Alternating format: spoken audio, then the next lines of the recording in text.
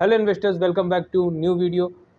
आज है हमारे 21 डेज सीरीज़ का डे 3, जिसमें हम बात कर रहे हैं टॉप 21 म्यूचुअल फंड्स की, जिसमें से आज हमारे पास तीसरे दिन का तीसरा फंड जो कि रहने वाला है फ्लेक्सी कैप कैटेगरी का JM flexi cap fund direct plan growth. Direct plan growth का ये फंड रहने वाला है। दो तरीके के फंड होते हैं, एक तो होते हैं रेगुलर प्लान ग्रोथ, एक होते हैं direct plan growth.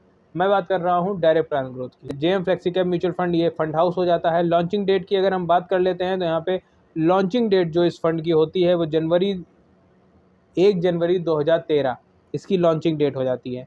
Benchmark BSE 500 index इसका बेंचमार्क होता है। 500 इंडेक्स का मतलब है कि 500 कंपनीज में, BSE की 500 कंपनीज में आपका पैसा इन्वेस्ट किया जाएगा। 500 कंपनी एक बहुत बड़ा नंबर हो जाता है इन्वेस्ट करने के लिए। फ्लेक्सी कैप कैटेगरी इसीलिए डाइवर्सिफाई कैटेगरी कही गई है, जिसमें आपका पैसा काफ़ी कंपनीज में इन्वेस्ट होता है। तो यहाँ पे 500 कंपनीज में आपका इन्वेस्टमेंट किया जाएगा। तो बेंचमार्क आप यहाँ पे 500 कंपनीज को लेके चलेंगे। रिटर्न की अगर हम बात कर लें तो 18.08 का देखने को मिलता है। और जैसा मैंने बताया कैटेगरी फ्लेक्सी कैप कैटेगरी है। एक्सपेंस रेशियो 0.46 का है, जो कि कैटेगरी एवरेज से काफ़ी कम है। एक्सपेंस रेशियो कैटेगरी एवरेज से कम है, ये एक पॉजिटिव पॉइंट इस फंड को मिल जाता है। कैटेगरी एवरेज का जो एक्सपेंस रेशियो रहने वाला है वो 0.70 का है और इसका 0.46 का है।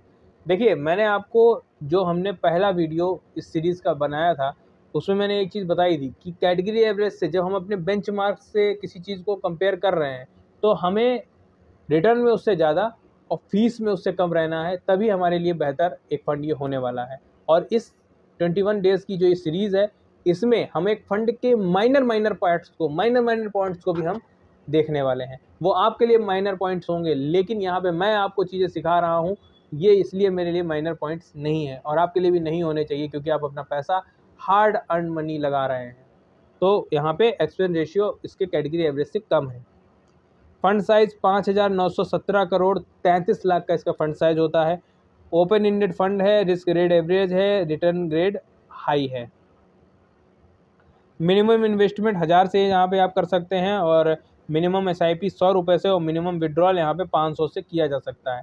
एग्जिट लोड की बात कर लेते हैं। 1% का लगता है अगर आप 1 महीने के अंदर में इन्वेस्टमेंट अपनी रिडीम करते हैं तो।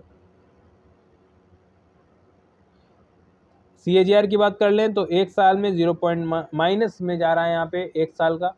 3 साल में 28.09 और 5 साल में 28.61 का CAGR देखने को मिलता है, जो कि 1 साल में तो बीट नहीं कर रहा है, बट हाँ 3 साल और 5 साल में कैटेगरी एवरेज को बीट कर रहा है।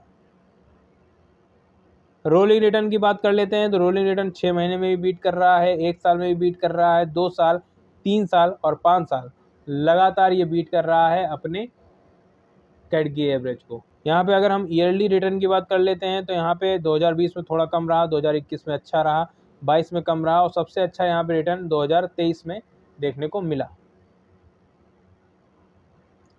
SIP रिटर्न की बात कर लेते हैं तो यहाँ पे 1 साल में माइनस में गया है, 3 साल में 24.85, 5 साल में 31.27 का रिटर्न देखने को मिल रहा है। एसेट एलोकेशन की बात कर लेते हैं तो इक्विटी में 96.31 का देखने को मिलता है, अदर्स में 3.69 का देखने को एलोकेशन देखने को मिल रही है। किस सेक्टर में कितना है, यहाँ पे फाइनेंशियल में आपको देखते हैं तो यहाँ पे 24.24 का देखने को मिलता है, सर्विसेज में 13.44, कैपिटल गुड्स में 11.13, टेक्नोलॉजी में 9.18, हेल्थ केयर में 6.60, अदर्स में 35.41 का यहाँ पे एलोकेशन देखने को मिलती है। कैपिटलाइजेशन की बात कर लेते हैं तो लार्ज कैप में यहाँ पे लगभग 70% का इन्वेस्टमेंट देखने को मिलता है, मिड कैप में 21% का, स्मॉल कैप में लगभग 4% का इन्वेस्टमेंट देखने को मिलता है।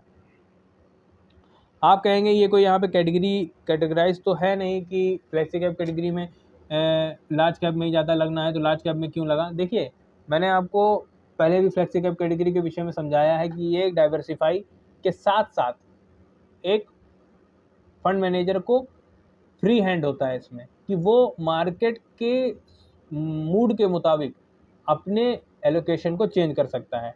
एग्जांपल के तौर पे अगर मार्केट वोलेटाइल है तो वो लार्ज कैप में हाई एलोकेशन कर देगा, मार्केट स्टेबल है और अच्छी रिटर्न देने के उसमें है कि मार्केट अप में है, अप ट्रेंड में है, तो यहाँ पे वो स्मॉल कैप में डाल देगा और रिटर्न आपको अच्छा मिल जाएगा। इस वजह से फ्लेक्सी कैप कैटेगरी में रिटर्न अदर कैटेगरी से अच्छा मिलता है। हाईएस्ट एक्सपोजर यहाँ पे ICICI बैंक को देखने को मिलता है, जो कि अप्रैल 25 में HDFC बैंक में 5.78 का देखने को मिलता था, जो कि मई 25 में ICICI बैंक में चेंज हुआ है। रिस्क रेशियो वॉलेटिलिटी है इस फंड में, शार्प रेशियो अच्छा है, बीटा अच्छा नहीं है, टेनर रेशियो अच्छा है, अल्फा अच्छा है, रिटर्न वाइज भी ये फंड अच्छा है। तो ओवरऑल ये फंड मुझे काफ़ी सही देखने को मिलता है।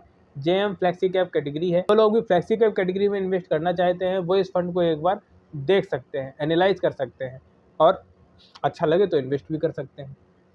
तो ये था हमारा 21 डेज सीरीज़ का डे 3, जिसमें हमने फ्लेक्सी कैप कैटेगरी के JM फ्लेक्सी कैप फंड की बात की। जानकारी पसंद आई है तो लाइक करिएगा, चैनल को सब्सक्राइब करिएगा, दोस्तों के साथ शेयर करिए जो कि अच्छे फंड ढूंढ रहे हैं और उनके लिए काफ़ी हेल्पफुल ये सीरीज़ होने वाली है।